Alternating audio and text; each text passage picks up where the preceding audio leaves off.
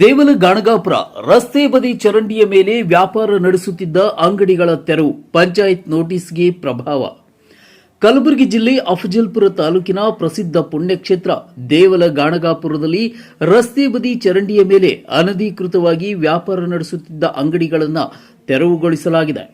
Bus ನಿಲ್ದಾಣದಿಂದ ದೇವಸ್ಥಾನದವರೆಗೆ ಹೋಗುವ ಪ್ರಮುಖ ರಸ್ತೆಯು ವ್ಯಾಪಾರಸ್ಥರ ದಬ್ಬಾಳಿಕೆಯಿಂದ ಸಂಚಾರಕ್ಕೆ ತೊಂದರೆಯಾಗುತ್ತಿದ್ದ ಹಿನ್ನೆಲೆಯಲ್ಲಿ ಸ್ಥಳೀಯ ಗ್ರಾಮ ಪಂಚಾಯಿತಿ ಅಧ್ಯಕ್ಷರು ಈ ಕುರಿತಾಗಿ ಕ್ರಮ ಕೈಗೊಂಡಿದ್ದಾರೆ.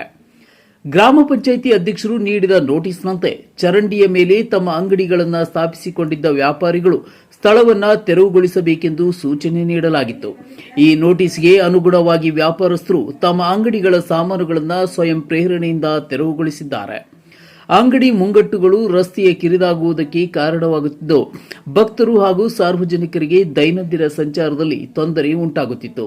ಇದನ್ನು ಗಮನಿಸಿದ ಅಧ್ಯಕ್ಷರು ಹಾಗೂ ಅಫಜಲ್ಪುರ ತಹಶೀಲ್ದಾರ್ ಅವರು ಸಹಕಾರದೊಂದಿಗೆ ಈ ನಿರ್ಧಾರವನ್ನು ಜಾರಿಗೊಳಿಸಿದ್ದು ಸಾರ್ವಜನಿಕರು ಈ ಕ್ರಮವನ್ನು ಮೆಚ್ಚುಗೆ ವ್ಯಕ್ತಪಡಿಸಿದ್ದಾರೆ.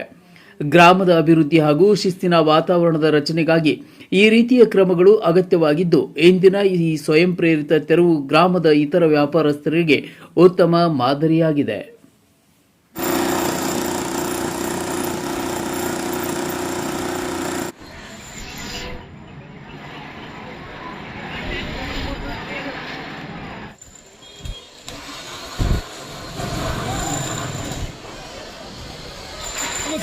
ಫೋಟೋ ತೆಗಿದ್ದೀನಿ ಸ್ವಯಂ ತೆರತೀವಿ ಗಾಣಗಾಪುರ ಡಿ ಸಿ ಬರಲ್ಲ